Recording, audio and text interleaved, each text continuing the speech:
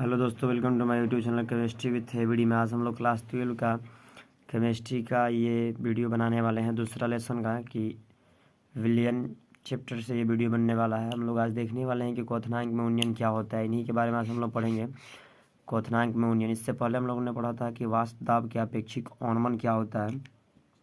आज हम लोग ये क्वथनांक में यूनियन देखेंगे, ठीक है। तो इसको वीडियो को शुरू करने से पहले हम लोग सबसे पहले देखेंगे कि क्वथनांक क्या होता है, ठीक है। तो देखिए यहाँ लिखा गया है कि किसी द्रव का क्वथनांक बिंदु वह ताप होता है जिस पर उसका वाष्प दाब वायुमंडलीय दाब के बराबर हो जाता हो। जैसे मान लीजिए कि कोई द्रव है, उसका वाष्प दाब जो है उसको हम गर्म करके वायुमंडलीय वाष्प दाब के बराबर कर देते हैं, तो यह क्रिया क्वथनांक कहलाता है, ठीक है। जैसे एग्जाम्पल समझिए, यहाँ दिया गया है जल, ठीक है। तो जल को जब हम क्या करते हैं, जल का ये मान लीजिए कि यहाँ पर उसका मतलब वाष्प दाब है। इस वाष्प दाब को हम धीरे धीरे बढ़ाकर, और ये वायुमंडलीय वाष्प दाब का लेवल है, तो जब हम जल के वाष्प दाब के लेवल को वायुमंडलीय वाष्प दाब के बराबर बना देते हैं, यानी मतलब वायुमंडलीय वाष्प दाब के बराबर कर देते हैं, तो यह क्रिया जो होता है वो क्वथनांक कहलाता है, ठीक है। तो हम लोग को पढ़ना है क्वथनांक में यूनियन। यूनियन का मतलब हम लोग पहले पढ़े हैं, यूनियन का मतलब होता है वृद्धि, ठीक है। तो अब इस टॉपिक को चालू करते हैं कि क्वथनांक में यूनियन होता क्या है। देखिए लिखा गया कि जब किसी अवाष्पशील पदार्थ को किसी द्रव में मिलाया जाता है, यानी किसी द्रव में जब हम अवाष्पशील पदार्थ को मिलाते हैं जिसका वाष्प नहीं हो सकता है, मिलाया जाता है, तो द्रव की वाष्प दाब में कमी आ जाती है। यानी जब हम उसको मिलाते हैं तो मिलाने के चलते जो जल का वाष्प होता है वो वाष्प जो होता है कम हो जाता है, ठीक है। तो यहाँ लिखा गया है कि जल के वाष्प दाब में कमी आती है, अतः विलयन का वाष्प दाब वायुमंडलीय वाष्प दाब के बराबर होने के लिए अधिक ताप की ज़रूरत होती है। जैसे मान लीजिए कि केवल जल था, तो जल का वाष्प दाब जो था ये 100 डिग्री इनका क्वथनांक जो होता है ये 100 डिग्री सेल्सियस होता है। यानी इनको हम यहाँ से आसानी से इनके वाष्प दाब को वायुमंडलीय वाष्प दाब के बराबर कर दिए।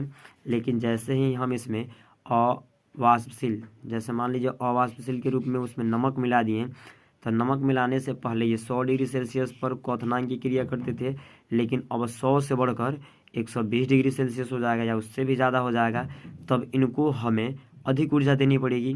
तो यही ऊर्जा यानी इन्हीं के वृद्धि जो होता है, ऊर्जा में वृद्धि होता है, इन्हीं को हम क्वथनांक के यूनियन के नाम से जानते हैं, ठीक है। तो चलिए देखते हैं आगे। लिखा गया है कि अर्थात विलयन का क्वथनांक शुद्ध विलायक की तुलना में बढ़ जाता है, यानी शुद्ध विलायक की तुलना में, यानी शुद्ध ये विलायक है, इनका क्वथनांक कम हो जाता है और विलयन का क्वथनांक बढ़ जाता है, ठीक है। आगे लिखा है कि इसे क्वथनांक का यूनियन कहा जाता है। इस वृद्धि को डेल्टा टीपी से प्रदर्शित किया जाता है, यानी यही होता है आपका क्वथनांक में यूनियन। जैसे जो शुद्ध विलायक होता है उसमें हम कोई अवाष्पशील पदार्थ मिला देते हैं, जिसके चलते उनका क्वथनांक जो होता है वो बढ़ जाता है, और क्वथनांक बढ़ जाने के कारण ही क्वथनांक में यूनियन आता है, ठीक है। तो देखिए यहाँ पे हम माने हैं कि डेल्टा टीबी नॉट जो है ये शुद्ध जल का क्वथनांक है, ठीक है। और टीबी जो है ये आपका विलयन का क्वथनांक है।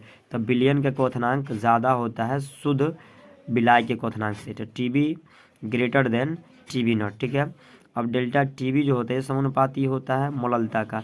अब मोललता कहाँ से आया, तो यहाँ पे आप जो हम यहाँ देख रहे थे कि विलयन में हम अवाष्पशील पदार्थ मिला रहे थे, जिसके चलते इनका क्वथनांक में वृद्धि हो रहा था। तो हम लोग जितना क्वथनांक में वृद्धि लाना चाहेंगे तो हमें उतना ही नमक को उसके अंदर डालना पड़ेगा। तो हम लोगों ने पीछे पढ़ रखा है कि विलायक और विलय का जो संबंध होता है वो मोललता में होता है, विलायक और विलय का संबंध। इसलिए यहाँ पे टीबी जो होता है वो मोललता के समानुपाती होता है। अब यहाँ से समानुपाती होता है तो डेल्टा टीबी समानुपाती हटने के बाद कीबी स्थिरांक आता है, जिस स्थिरांक का मान होता है क्वथनांक यूनियन स्थिरांक, ठीक है। यानी टीबी का टीबी यहाँ से समानुपाती का चिन्ह हटता है तो कोई ना कोई स्थिरांक आता है, और यहाँ पर स्थिरांक आएगा केबी जो होता है क्वथनांक का यूनियन होता है, एम जो होता है मोललता होता है, ठीक है। आगे देखिए ग्राफ बनाया गया है, ये लिखा गया है कि ये दाब है, ये वायुमंडलीय दाब का लेवल है, ये ताप है, ठीक है, यानी ताप बढ़ने पर। तो मान लीजिए कि शुद्ध विलायक जो होता है, यहाँ पर शुद्ध विलायक को लिया गया है। जब हम इसको ठंडा करते हैं, गर्म करते हैं, शुद्ध विलायक यहाँ लिया गया, गर्म करते हैं तो धीरे धीरे करते करते गर्म करते करते ये वायुमंडलीय दाब के बराबर पहुँच जाता है, जिसके चलते इनका क्वथनांक होने लगता है। तो ये आपका शुद्ध विलायक डेल्टा TB0 है, ठीक है। दूसरा लिया गया, यहाँ पे विलयन को लिया गया। विलयन के क्वथनांक जो होते हैं इससे थोड़ा नीचे होता है। तो इनको जब हम गर्म करेंगे तो गर्म करते करते हम इनका वाष्प दाब को वायुमंडलीय वाष्प दाब के बराबर करेंगे। तो ये आपका माना गया डेल्टा TB। तो यहाँ से लेकर यहाँ तक पूरा जो था डेल्टा TB था, और यहाँ से यहाँ तक डेल्टा TB0 था। TB0 जो होता है शुद्ध वाष्प शुद्ध विलायक का क्वथनांक होता है, और ये डेल्टा TB जो होता है ये होता है विलयन के क्वथनांक। तो आप देख सकते हैं कि विलयन के क्वथनांक जो है ज़्यादा है विलायक के क्वथनांक से, ठीक है। तो इसी क्रिया को हम बोलते हैं क्वथनांक में उन्नयन। अगर वीडियो अच्छा लगे तो लाइक शेयर और सब्सक्राइब जरूर करें।